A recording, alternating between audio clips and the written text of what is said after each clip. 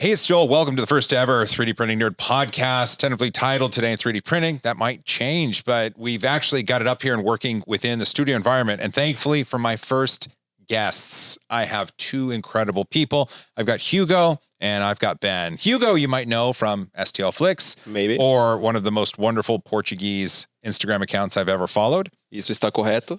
I just said that's correct in Portuguese. And Ben over there, ItsBoyInSpace. Yep, that's just Agua. I do more than just TikTok now.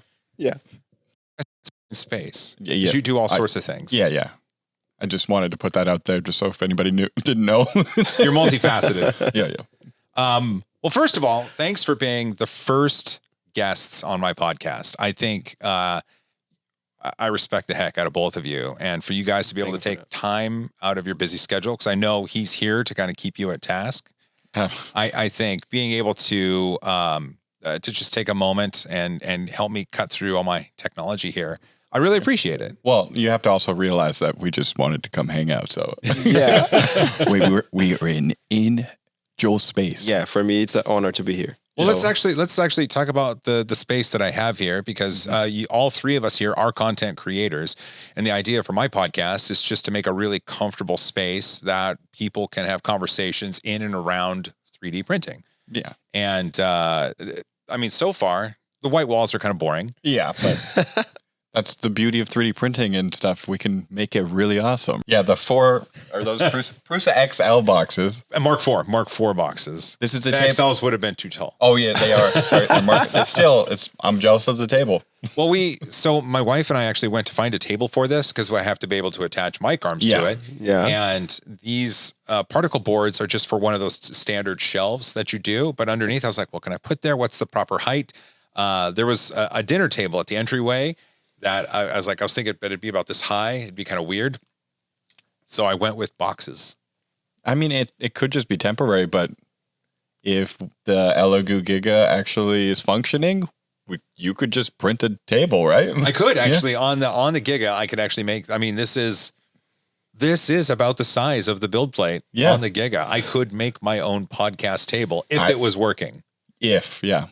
One of the things that's really cool, having been in town and having Hugo visiting, is they get to help me. How did you guys like that experience of filming in a much larger space? Because, well, you have a larger space in Brazil with STLFlix. You've got an apartment, but how was it in a different space, not your home space, like a bigger space here in Seattle? Yeah. For me, it was different because I started creating at my home too. So I didn't have a lot of space in there. And then I moved to STLFlix, and I used to be in the front of the camera, not behind it. So in here was like remembering the previous days that I was recording myself, a lot of tripods, and try to figure out the angle. But instead of filming myself, I was filming Joe telling. So that was crazy. So the feeling was not about the space of camera. It was like, what am I doing with my life? How did I get in here? So it was kind of wild for me. I was not thinking about the space. I'm sorry for that, but I was realizing like, how did I get here? I'm having lunch with Joe telling. Well, it sounds like you had a good time though. Yeah, a lot of good time. Well, what people don't know, I mean, you mentioned you've actually have training within lighting and setup and. Yeah, it was a previous life. But believe it or not, I used to love making things with projectors, right? So there was a place in Vancouver that I went to that I actually made like an art thing where it was, you took an empty space and put like an opaque, like windows essentially, so you could project images. And then we had cameras on the other side of the road. And I made this thing that I believe they sold to one of the cellular companies. But as people walked by, leaves would stir up behind them and they were projected internally. So it's like the building would have projectors all across the windows, but then the other side would have like people detection, like AI essentially.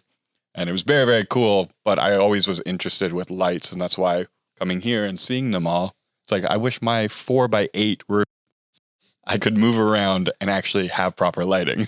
It was really cool. So what Ben did was he kind of took charge. I mean, that's about, he kind of took charge, and he was like, Hugo, you go up here, it's a better shot. What if we move the tripod here? What if we move the light here? And the when I passed the footage off to the editor, he was like, the footage was great. Like between the two of you filming, it was just, there was a lot of movement and it was organic and it felt really good. And so I might have to, I know our arrangement was you would work for pizza, but that was Hugo. That was 100% Hugo. I love pizza. No, I was very, like, I'm still very interested in like film and stuff. So like, obviously yesterday was kind of like spur of the moment, but I very much like sequence shots or like things where it's like, you don't need a script, but let's make sure we're walking in this pattern or do this while we're going through, right? I think it visually looks better and more appealing, right? Well, you're right. I think it looked great. I mean, I got to see the footage, putting it all together, and cool. And everything looked good. Hopefully. That was just a trial run. I'm very sorry if it didn't look good. For us, as a filming, of course, we'll all get to see it. We might have a cut later today, which we could actually kind of watch. Nice. We can go sit at the beach, watch the sunset together. Oh, that's right. That'd be romantical.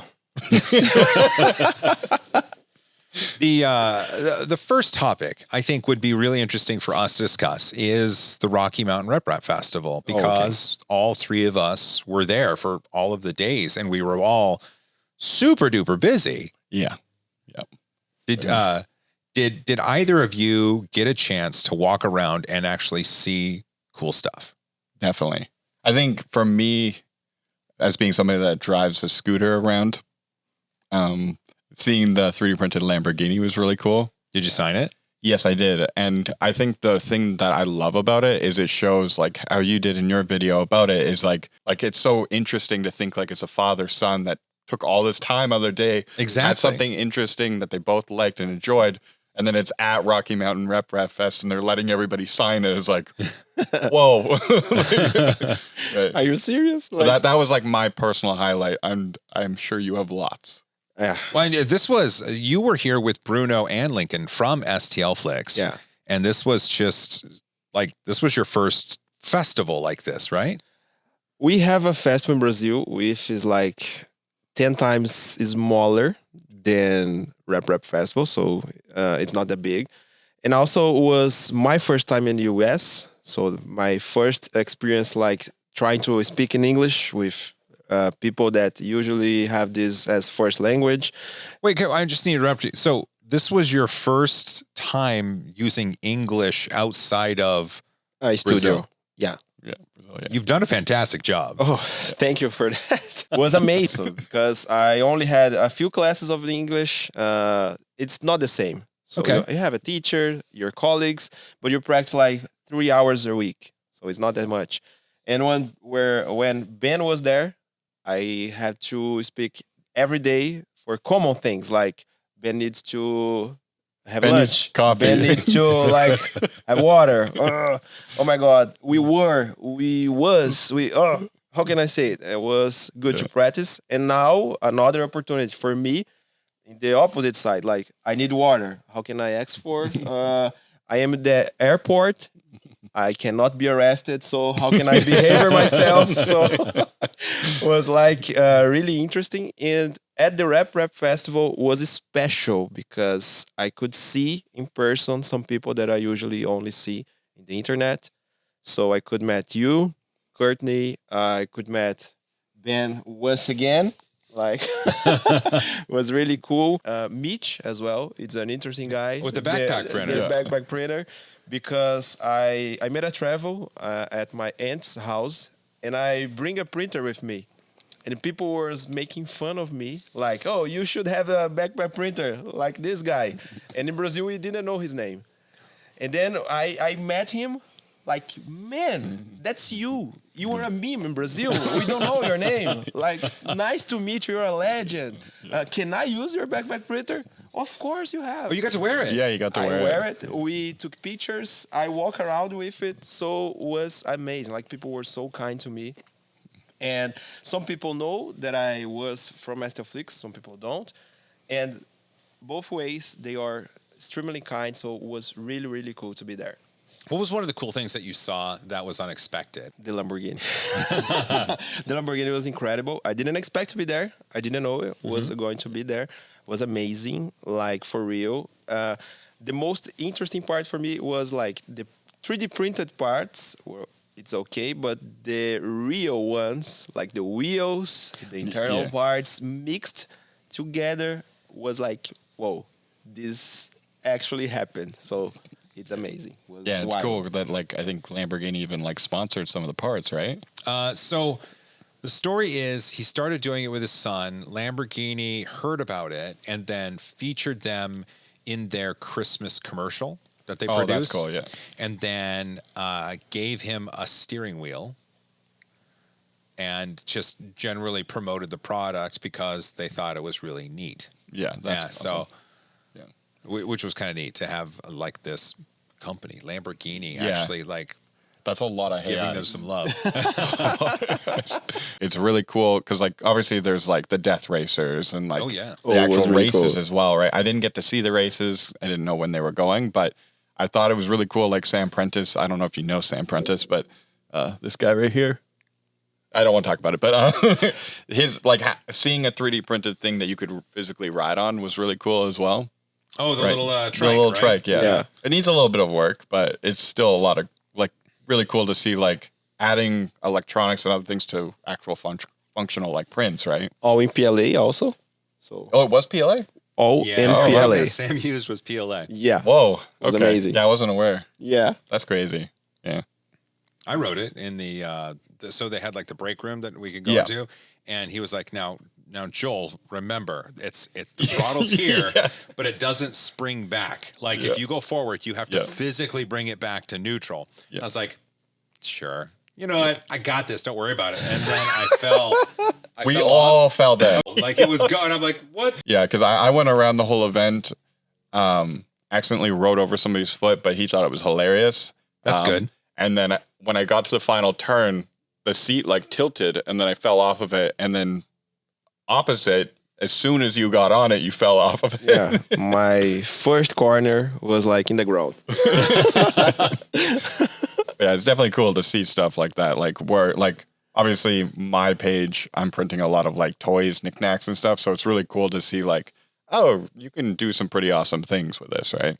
Oh, that's what I think I love about that show is that you get to see the knickknacks and the toys. Yeah, exactly. And like 3D print Bunny and the really crazy weaving things that she creates. But then you get to see, you know, things functional. One of the things that I know we all saw was that wire EDM machine. Yes. Yeah. From Rack Robotics. Yeah, that blew my mind because they used an Ender 3. Ender 3, yeah. And it could cut anything conductive. That's the spirit of the of the RepRap festivals, right? That's what it means. It's really cool. Did you guys see the printer that actually had the drone motors with propellers? I didn't get to see it. I seen it on Akuma's video, and I was like, "That is very interesting." I would have loved to see it like working. It was loud. Yeah, it was really loud, and when it would turn on, everybody would step back a bit because it was putting out a lot of air. But it would do a vase mode print, and it wasn't terrible. Like, I was impressed at how consistent they could keep the Z-axis. Like, I understand how a drone works, like being able to position stuff, but you know, that scale isn't a millimeter scale. Yeah. It's this, and on all of a sudden, like now I don't know that even printers, right? It doesn't make any sense, man. I remember someone asked me a question about, it was at the Rocky Mountain show. Someone asked me a question about where do you see 3D printers in 5 years? And I was like, I honestly don't have any idea whatsoever. Yeah. Because take it back, way back when Adrian Boyer showed the picture of the parent and the child 3D printer from the RepRap days, or when MakerBot had their cupcake 3D printer. Yeah. Like there's no way anyone could see that a bamboo printer and what it can do would exist just a few years later. And so my guess is, and this is actually a good question to wrap up the RepRap experience, because what we've seen and what we've experienced now and over the past few years, I don't know what 5 years things are going to look like. Like I have an inclination that we'll have better materials, you know, we'll have better quality, faster speeds, we'll have, you know, that in larger formats for less expensive, like that kind of thing. But I'll ask each of you. So what do you think in 5 years could be something that 3D printing will attain or we'll get to? Go ahead. It's very, very like the only place that I could see like as a main focus currently is obviously with multicolor. 3D printing was like this thing that like arced very high and then it kind of went stagnant and didn't go anywhere, right? And multicolors existed for quite a long time. But now that it's a lot easier for even just a regular person to get into it, I think there'll be big innovations on waste management and stuff that will be pushed towards because of the fact that it is going to become the norm because people are going to constantly want it because a lot of people are making money selling prints and stuff now, right? Yeah. So that's where I think it's going to be like the biggest focus is trying to figure out management so that the consumer doesn't spend a ton of money on filament, right? Well, that makes sense. But who knows, right? It could literally be anything. I think the run, in my opinion, is to get the easiest way to use a 3D printer. I think that's the path.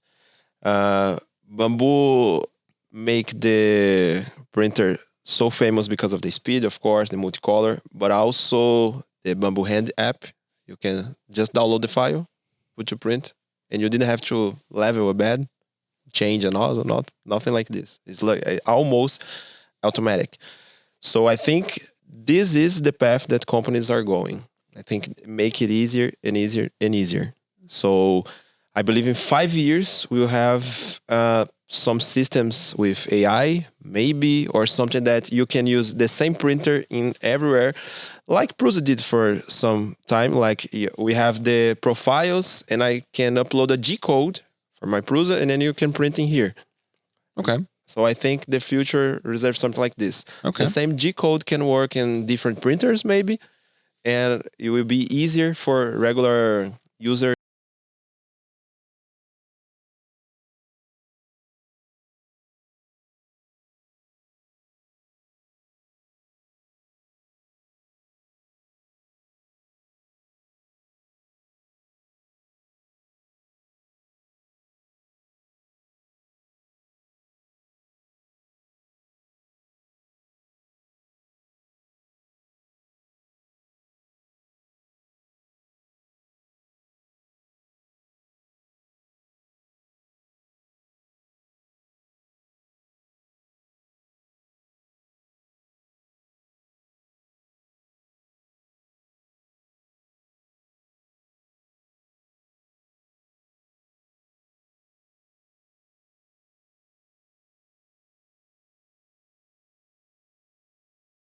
Each type of printer changing their standard parameters. Like, this printer cannot move at 200 millimeters per second.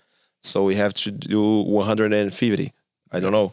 So the file corrects itself for every kind of printer. Well, the neat thing here would be you're removing slicing from the equation because if you have the machine code to create the object and then something can attach the machine's specific code to start up, shut down, heat, unheat, cool, and that kind of thing. That'd be kind of, I mean, that would actually be part of making it easier to use too, because then you would think more bigger companies could utilize additive manufacturing because they would have files on their website that could then be compatible with lots of different machines. Most of my content is teaching people how to slice because the printers are getting easier and easier to use. Well, actually, this brings us to our next topic, AI. Oh, this is just an app. Never mind. So we've got the Rabbit R1. Ben, could you? There it is. Look at it. Still in its case. Pop that out. If you remember what a cassette was. I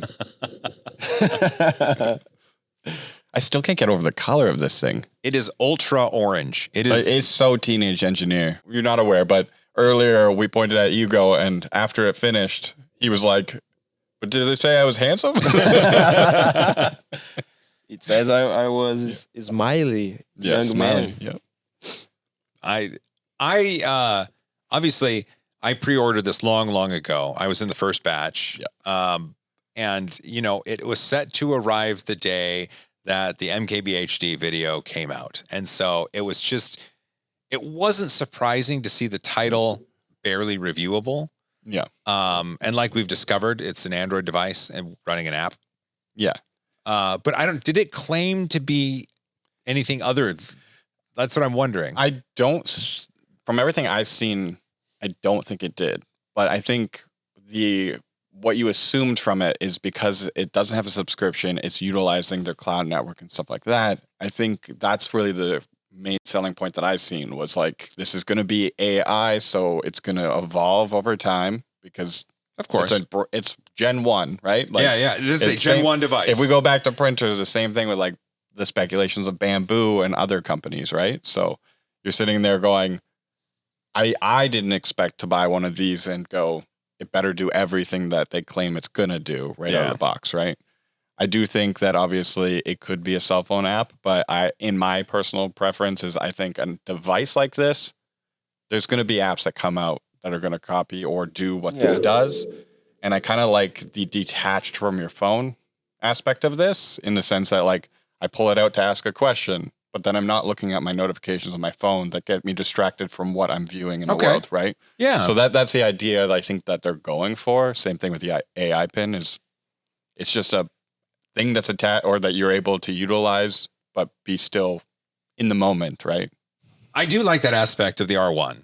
And actually two of the functions you showed me on the device I didn't know existed. Well, actually, it was one. It was the translate. Yeah. The translate, which when Hugo and I were going back and forth, it wasn't perfect. No. But holy cow. Like, It was functional. It was functional. We could have had a conversation not knowing each other's language, I think fairly, at least enough to get by. Yeah. Yeah. And even more so. And then you have to click physically to have it say it out publicly or just show the person your phone. Like when I went to China and Brazil, it was like, 1 sec, let me type this out really quick. And then be like, and then they're like looking at you like, what are you showing me on your phone? It's like, I don't know how to, you're trying to tell them like, I don't know how to speak your language. Can you look at my phone? Like, how do you say that, but in your language? Yeah, right. So you're in this predicament of like trying to do it. And I know there is translator devices out there, but a lot of them are like $300, $400 as a standalone translator device. And I've looked into them. So at $200 for just that feature, for me, I think that makes it worth it. And if it develops into something, it could be very, very cool. I dig that. So, but also I loved, someone said that they were using it with their blind friend and having the ability to recognize something. Like when we did it originally and it looked at me wearing a blue sweater in front of a microphone with a mixing board, with a brick wall. It looks like a recording space or a studio, maybe. And the fact that it's only one button that is easily found, right? So it's like it's not intuitive to use comparably to other devices, but in that point, it's like being able to just click one button is pretty cool. And I think we can forgive some things because it is a V1. Yeah. But not a subscription service. I know they touted that, but it won't connect to your phone. You have to connect to Wi-Fi. Yes. Yeah. Or insert a SIM card, which would be a service plan with a carrier.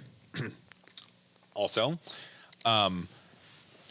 one of the TikTok creators that I see the commercials for it immediately has it try to do an AI generated photo, which you have to connect to a paid Midjourney account to do that. And so some of the marketing around it, I know, I mean, obviously just like with the humane pin, it's like they're speaking to tomorrow. I think it's a neat piece of tech taking a step forward. How big that step is, remains to be seen. Well, it is because we're all 3D printing people. Yeah. It's like, I think it's maybe easier to see this as that, right? Because a lot of people are referring to it as like, it's just like games coming out now. You pay the full price and you don't get what they promised, right? And I do know they promised a few things with this, but I think because we do 3D printing, we know about the whole, I got this printer and it claimed to have input shaping or it claimed to do this, and then you wait months and months and months and months for it, right? So I think maybe we're more receptive of this product than others. Maybe. But I think that there's a lot going for it, which could be like essentially an app, but... Right. Well, I mean, people have shown running the APK on an Android device, and I mean, I get that. But really, for a V1, quote unquote next gen device, that's within the realm of being affordable for most people who were interested in this sort of thing. Because the Humane pin was what, $700 minimum, 700 plus like plus $20, $30 per month. Like the main reason why I was interested is because I was looking into translators, right? Because like if I'm traveling to random places by myself, like when I went to China, I had no translator and I was left for days of trying to figure out what to do because I didn't have Google on my phone. And I'm like, I should probably have one of these in my back pocket. The translator, though, requires on you having some sort of connection to the Rabbit cloud, right? Yeah. So in your case, in China, you would get a proper SIM card or use Wi-Fi, like, right? Oh, yeah, like, because you obviously use your phone to then connect it, right? Right. But it's the same thing with like some of the other translators. There is ones that have offline mode, but the problem is different places, even though they might speak Chinese, it's going to be a different dialect in certain areas, right? So I agree. So what's AI like in Brazil? Man. We use a lot AI for study. For example, making text and translations as well. Okay. Because we need to make it, for example, as you can see, sometimes I make some mistakes grammatically speaking English. Less than me. Yeah, but when we are doing, for example, STLFlix content, which is a subscription, so people are paying for it, we want to make it right. So AI is mostly used for translations or Coltrane, who is our friend that represents you. I love that dude. Yeah, he is making, he's taking his master degrees. So he used AI to help him to write his sentence on his thesis. Oh, okay. So he is he got this idea, but could you help me to improve this paragrapher writing? Yeah, so it's not like he's not using AI to get the right answers. He's using it to like present them in the correct manner. No, it's because sometimes we got trouble explaining ourselves. So you got that idea, but it's confusing even for you. So how can I get this to the world? So which Coltrane does, which I found really clever, is ChatGPT, for example. Oh, I have this idea. I want to test with this and this and this. His master's degree is in 3D printing materials, for example. So he thinks in a sequence of tests, and then the AI organize the proper sequence of those tests. Okay. So the AI is helping him to get the right sequence of these tests, of the paragraphers. Oh, you should say this first instead this. So it's kind of organize our own ideas. Yeah. He's using for that. So it's really cool. The subject is at the end. So you might be like, oh, this was really good. It had crispy bottom on it. And it was really like the sauce was really good. The pizza. And it's like, oh, you were talking about pizza this whole time. So it was like always backwards for me. So you guys put the adjective before the subject. Adjective, we changed that in Portuguese. Yeah. So when we are talking in English, we used to do the same. Yeah, which is wrong, but it's so that's the nice thing about like the AI is being able to like position the scripts and stuff properly. Yeah. Another interesting thing, you can customize the chat, which I have no idea, and Coltrane teach me. So, for example, if you are making a research or a translation in a certain area, for example, 3D print, you can say to the chat, oh, I want you to give me the answers based on a 3D printed context. Oh, I see. So you're having the AI within context of something. Yeah. So you can say everything that I say from now on is related to 3D printing or is related to PLA. So give me the answers related to this subject. Okay. It's and it works, almost, it's almost you saying, don't get confused.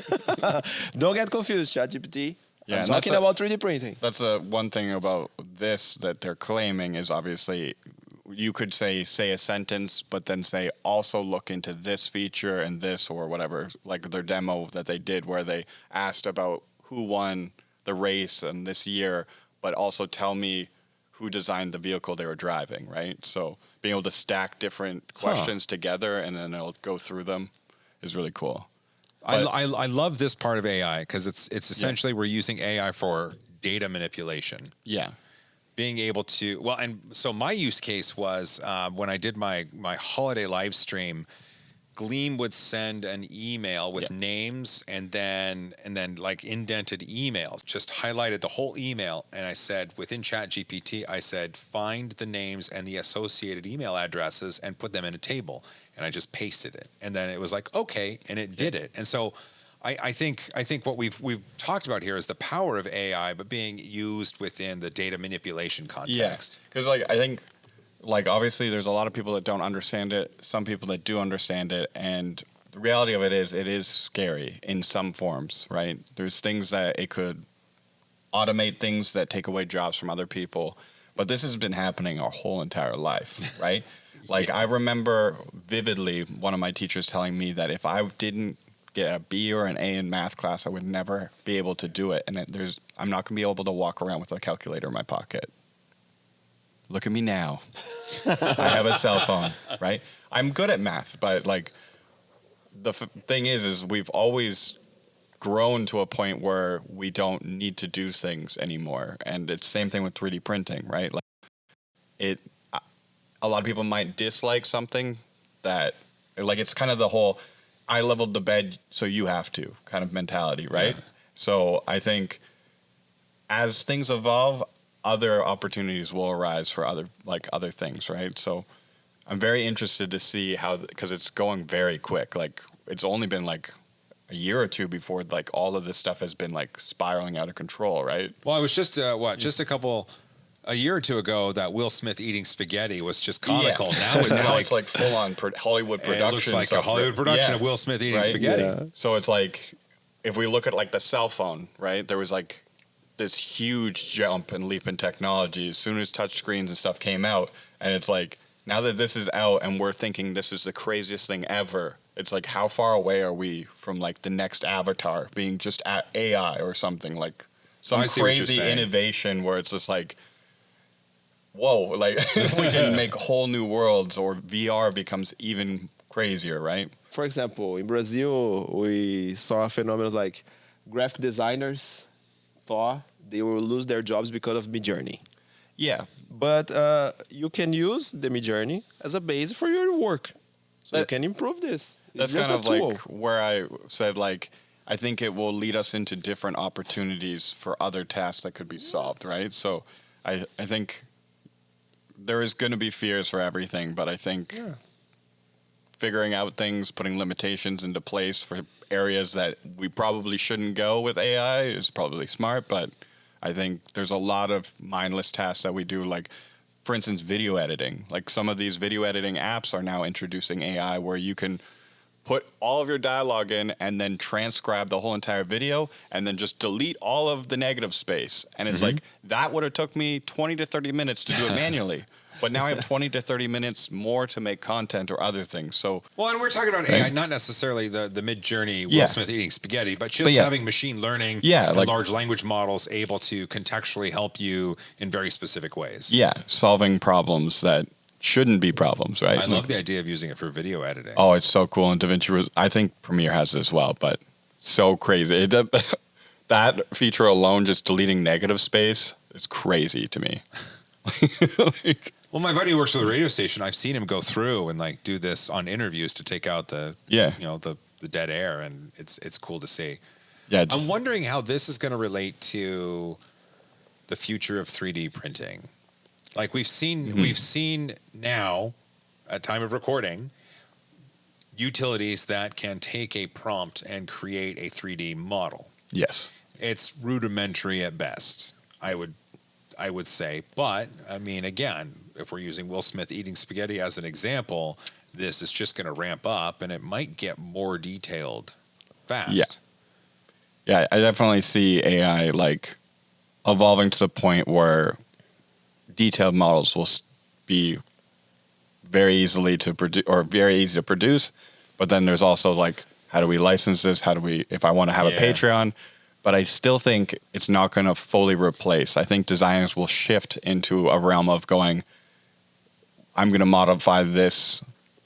It's going to spit out a dragon and I'm going to make it into an articulated dragon, or do something like that. Eventually, obviously, AI will be able to do all that with automation, but I still think there's like it's not going to replace designers. There's still going to be things that people will be able to position or do, right? Well, I liked the example of the guy, you saw it probably too, where he said it was ChatGPT, he said, give me the Python code or the OpenSCAD code for this model, and then it imported it into Bamboo Slicer, sliced it, and then started printing. Yeah.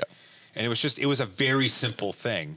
Now there's another way to climb the mountain that might be easier, and actually you could learn it really quickly. And if you can the low hanging fruit, right? If the higher parts of the tree are now the lower hanging fruit, then you can get more people in and excited about this stuff. Yeah. I think we will always have good designs because the designers are safe. But I think we have a key factor here, which is the scanning. Imagine, for example, replacement parts that I can show to a AI, for example. I can scan this arm. Oh, it's missing this screw in here. Is this size and this diameter. Can you replace it with 3D printing? And then the AI replace with mixed with scanning. That's a really interesting way of thinking about it. I think the AI could be like wild if we could mix with scanning. And we don't use a lot in Brazil because it's expensive, the scanning stuff. But I think with this guy, imagine you showing something. Oh, I need to replace something to fill this hole in here. Could you help me? And then the AI just do a replacement for the exact same spot. That's a neat way to think about it. It would be crazy. Yeah, and I still think, like, obviously there's still an opportunity for a designer to take whatever it spits out and still refine it as AI develops, right? So I know there's a lot of like designers that have been speculating or fearful of this happening or discrediting it, but I think like it is going to go there, like 100%, right? Like eventually it's going to go there, and I think the same thing's going to happen with 3D printers, right? Like imagine a 3D printer that's printing and it notices an issue and knows that there's some of the infills popping up, so then it now compensates for the actual layer height or something to... Or knows how to mitigate it. Yeah, exactly. It knows how to solve the problem rather than just alerting you about the problem. And I think where we go back, everybody to be introduced to the fruit at the bottom of the tree because there's more fruit down there. It's like...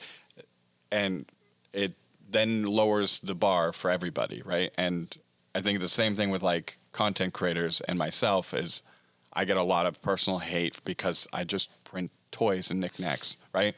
But maybe that introduced a kid into it, and then Bamboo comes out with a printer that is a lot easier for somebody as a brand new user, and then it brings all this money to then innovate for everything, right? Yeah, I love the toys, man.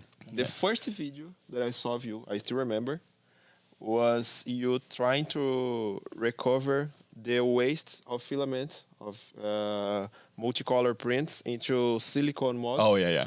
Was the first video. Was it the skull mold? Yeah. So I didn't see him making toys. I see you doing something great. So that's always the thing is like when doing short form is you push out so much content that people just see little snippets here and there, right? And I'm sure you have problems all the time.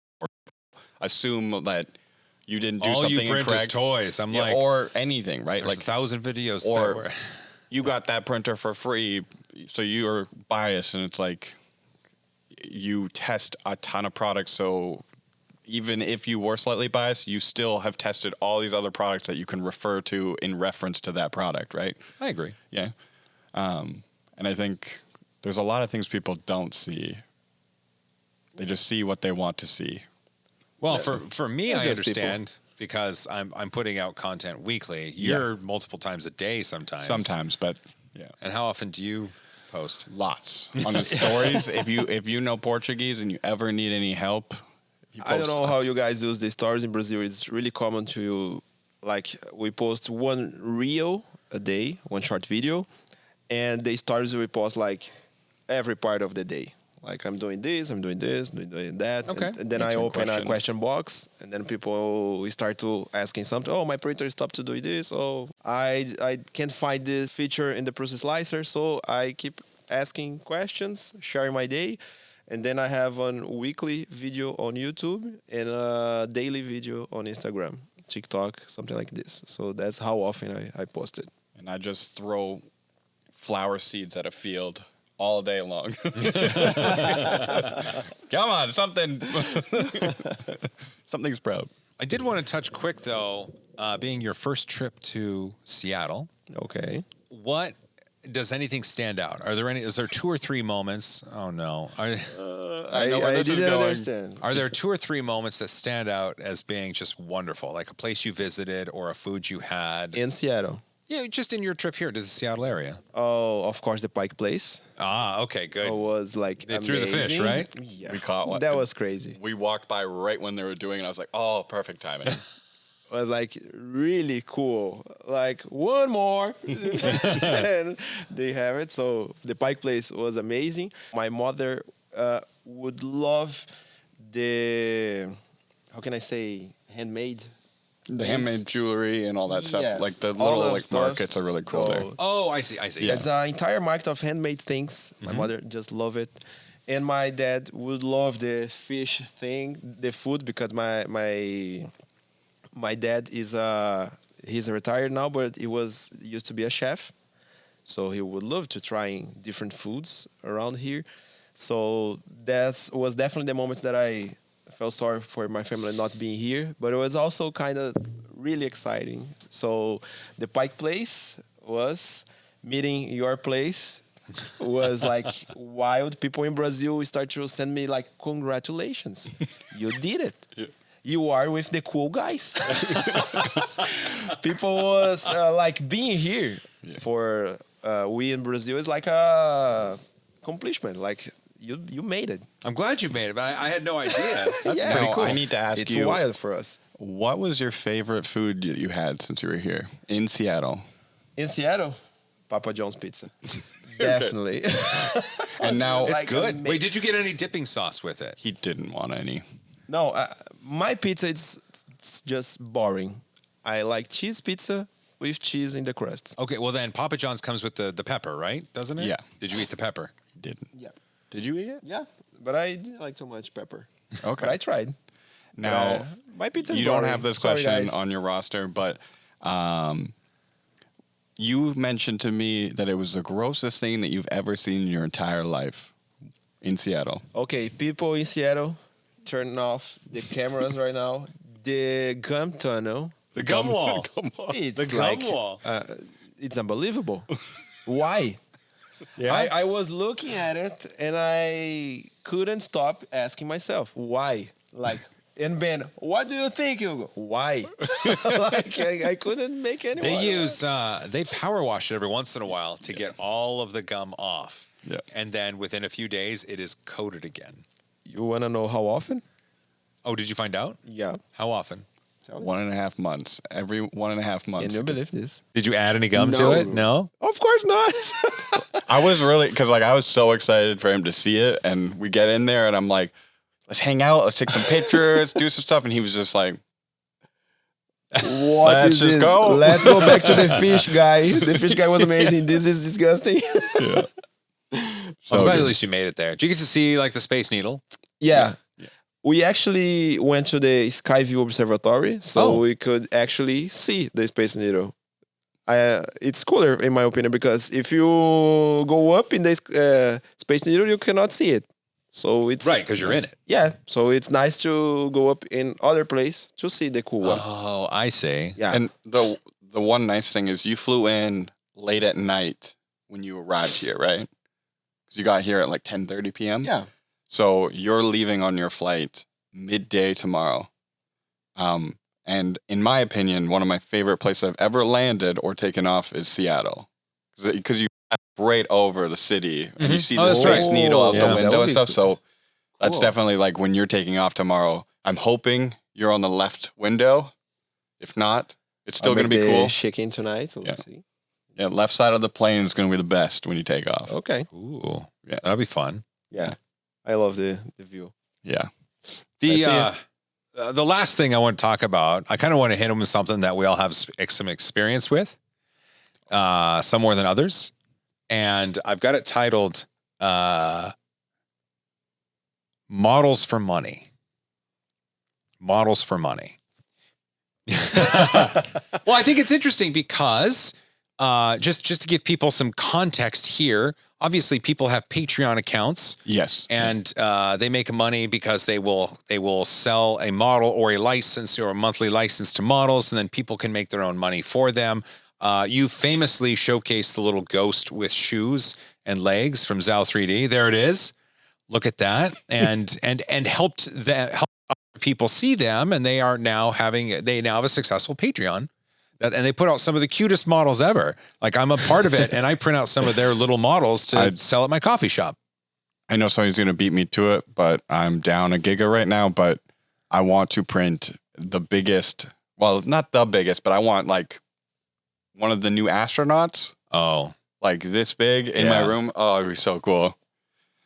So if yours starts working again, let me know if I can borrow it.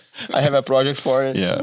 Well, and then so with Zal 3D and others having very successful Patreon accounts, being able to sell to have people have a license to print and sell prints of the models they create. Now you are with STLFlix, which is one of the most successful platforms for delivering models to people who want to have a monthly subscription to it, right? Yeah. And you're thematic in how you deliver them. You've got the underwater stuff, you've got pirate stuff, you've got dice stuff, D&D stuff. You have kind of scenes that you set for the models. And one of my favorite ones, which we filmed a video on, was the manta ray. I think I like I said in that video, I wanted it really big so I could give it a hug. And it's true because the models, I love that underwater collection, just how things articulate and how you took that and then were able to glue the two sides together to make it so that is fascinating. And so I really just wanted to spend a quick few moments talking about the advent of models for money and where it's come from, and where do you both think this is going? You could start talking about the general market, and then I will explain how this phenomenon has occurred in Brazil. Oh, so I think obviously models for money, as in the sense of like you paying a subscription to be able to license something to actually distribute physical prints of. I don't know if this is really relevant, but I think it's very powerful in the sense that it drives 3D designers to produce more and more intricate, sellable, cool things that other people want, right?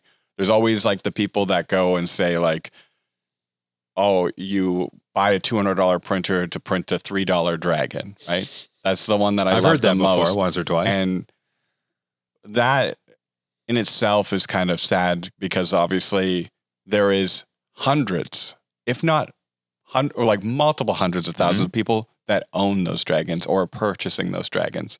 And there's people that have quit their jobs being able to actually sell these prints, right? So I think it's funny that people, when you introduce somebody to 3D printing, they're like, I got my first 3D printer, and you think in your head, that's not your only 3D printer. You're going to have more and more of them. They will multiply. It's because people get addicted to it, or not addicted, but like they fall in love with it. Kind of addicted. And and a lot of people find success selling stuff, right? So I think where it's going is, I think it's going to come or like expand, but I think that's also going to be very beneficial for like 3D manufacturers to innovate technology and then start replacing a lot of these manufacturing facilities being able to produce things, right? Like it could be like, I know that a lot of people have loved like Prusa, for instance. They've had a few partners where they've actually released printable files to actually replace stuff for the products that they purchased, right? I could totally see this being like a huge shift for parts and things for products. I see, for more consumer products. Yeah, exactly. Right? Like I think like this is going to help like push and drive that, right? And I think that's where 3D printing's going, and it's all thanks to all the success of this happening, right? Like, so you're kind of saying that, like, I think that the whole like people being successful in this market and being able to utilize this stuff, and all these designers innovating and trying to make new things, is going to be like where that shifts, where people like brands, bigger companies and stuff will start realizing like, maybe I don't want to have to ship out this little part that breaks on all this stuff, right? So Well, so it's like we're not training people, but in a sense, people are being trained to know that things that they want are online and they're in these places where they can find. And for bigger companies, it might not be like a Patreon or a paid service, but they're seeing that people out there have an idea that they can go online to get these things. And so why not make this available as well? More available, or you, instead of selling that replacement part, that company goes, you can buy this file because it's the norm. Like you can either buy this part or you pay this little tiny fee to license the model to be able to repair or whatever. Like, I guess where I'm going with this is I see like the whole paid for models things is evolving faster than anything really. Like there's tons of people that aren't working full-time jobs. They're working full-time print farms or other things, right? Right. So the people there's because of this, you have people that are now full-time managing a print farm. Yeah. And on the other side, you have people who are full-time designing things to be released every month. Yeah. And I kind of like where you went with this because I know, well, for example, Chelsea creates things. Yeah. Back amazing when I met models, her, by the way. super amazing. And back when I met her and her husband, Garrett, like he was in software and just like doing this on the side. And she worked in her family's bakery. Okay. Like baking stuff. I mean, super tasty things, but she always kind of wanted to get into this. And so when the bakery went away and during the COVID time, she was able to learn a new skill and hone that skill. And now like she is a premier model designer, which is wonderful to see.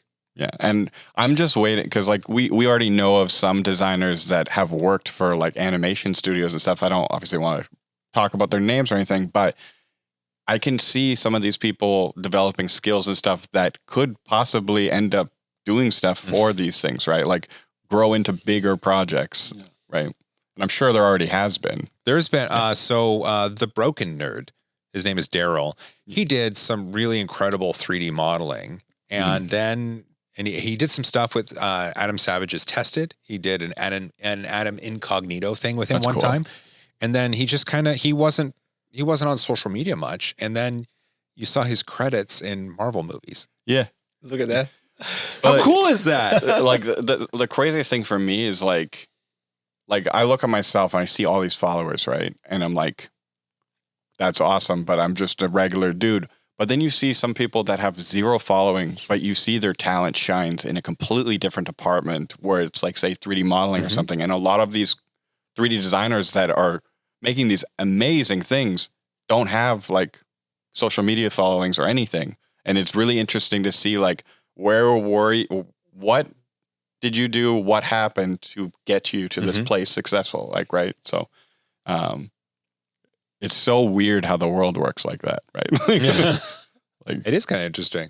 Well, now in talking about the world itself, we have someone from another part of the world. And I'm really curious to hear what you think about this as a person with STLFlix, as a very successful company doing this. I have two problems with this subject because people used to find out that it's wrong to sell models and also to sell content because 3D printing did blow up when we have the patents falling. I think that's the right term. Patent expired. Expired. Yep. Thank you for that. So the community start to build open source projects, RepRap and other things, and then it starts to grow. And I am part of that community, of course, and I learned a lot for free with free projects, free content as well. But it started to create a lot of companies. Reality, Prusa, all of those started with open source projects, but they start to sell their machines. And we have also filament companies. They are all selling things. And in Brazil, I don't know about the rest of the world, we have bad behavior, in my opinion. We are totally fine buying things, material things. But when we are paying for service, this person time doesn't worth so much as my things. So I disagree with that. So the problem is in Brazil, at the beginning of STLFlix, one of the problems was every 3D model has to be for free. Has to be for the community. Has to be open source because the 3D printing community is open source. But this designer has a family, has children, so he has his own bills to pay for it. We have 70 people working the entire project. We have writers, we have editors, filmmakers, we have marketing people, and we have in the entire project 30 designers, 70 people total. So there's a lot of families of time depending on it. This is amazing because it's not. This is amazing. You've got the modelers with families who depend on it. I got chills when I speak about it. This is really amazing. Yeah. So it's incredible that we have a subscription and we have a lot of people. I used to say a bunch of nerds working together, making something awesome, and people that find out it's fair, pay for it. Yeah. And we have the commercial subscription. So we want people to make money on it as well. So that's, I found fair. And as a retribution for everything that I've learned in this community, I still doing my free content. I am every single day answer people's question in the Instagram, TikTok. So if I have a 3D printing course, and that's why I start to work with STLFlix, because we made a course together for the subscribers. And people start to, now he's selling his content like that. Yeah. But I still have the free content. You can go to my YouTube channel. I have a free playlist teaching how to use all those settings in Process Slicer. You can watch it. Yeah. And I still have my pay content as well. In this pay content, I teach how to assemble your printer, how to get it right, how to calibrate your materials, all of those tests that I do. And most of the times I say, I'm not the only right path is not mine. But if you believe in what I'm doing, this is how I do. So you can do in the same way as I do. But there are a lot of people that do different. And that's okay. That's how I teach my students.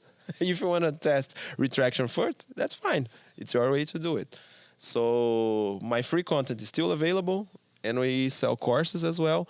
And I think the designers deserve to be paid as well for their own creations. Well, the designers, so at STLFlix, those designers are the ones that are really putting out that public-facing sort of thing for the company, and for them to be able to do that, like it's so successful that you have to be hired and other people have to be hired, and then you then add value to the whole conversation as well. I love hearing this, and I think it's really interesting to talk to you about STLFlix because a lot of people see the advertisements. Just a few. Well, so just to touch on what he was saying, and obviously hide myself, is I, like most people, looked at STLFlix and I was like, okay, it's a couple dudes or girl, guy, whatever it is, and it's a giant building, and they have the whole top floor, and everybody's in their sections. And the first thing I see is, all right, everybody, let's go. And they all go downstairs and they sit in a room and they start writing down notes and start going, this is the theme. What do we think we want to do? And then they come up with the ideas and then maybe sometimes use AI to give like a reference image of like kind of what they're going for. Then that's passed off to the design team upstairs or to the people. Some people work a little bit remote too, right? And then that goes from there to people printing them and testing them. And you see like the whole process, and it's like, again, it's like, it's not just like free files. It's like they're going in 8 hours a day, getting all of this stuff done and designing. It's cool to see the process. Yeah. And yes, there is people that make free designs that might just do it for fun and stuff, but realistically, you have 70 plus people. I use Fusion, so it's limited. Okay. You me too. That's fine. Right angles are great. Yeah. But you also do fancy things as STLFlix. You made the maker coin for Remurf too. Yeah, the maker coin that we did. Good job, dude. Look at that. That's a rite of passage right there. So I do my designs for content for free as well. So I believe in this. I believe in the open source as well. But I also believe some people deserve to be paid for their service. Oh, absolutely. So the designers deserve as well. I don't know if in here you have this problem in the community, like people thinking the designers don't deserve it. But in Brazil, we had this problem in some moments in the past. I think that there's always been a voice to people who say that everything should be free and open source. Yeah. But I think with the advent of having these Patreon accounts that are so successful and services such as yourselves and Loot Studio, Subscriber of Flex Factory. and Flexi Factory. Yeah. Oh, same. Yeah, Absolutely. I am a subscriber. I think the popularity of those is starting to give people a glimpse into what's kind of possible. And then that cool future that Ben's talking about is going to be available because these people have the time and can hone their design skills. And yeah, I think where this is now is obviously much further than it was in the past, like everything. But I think that there's a lot of things that will be solved because of 3D printing that we never even imagined could be. And I think again, it's going to be like, I bought my Xbox controller. Oh, I have to buy my Xbox a new one because the joystick's messed up again, kind of thing. I think it's going to be more of a shift in that kind of like, why are we manufacturing all this stuff? We have the tools and the software and all that stuff. That's what people are paying for.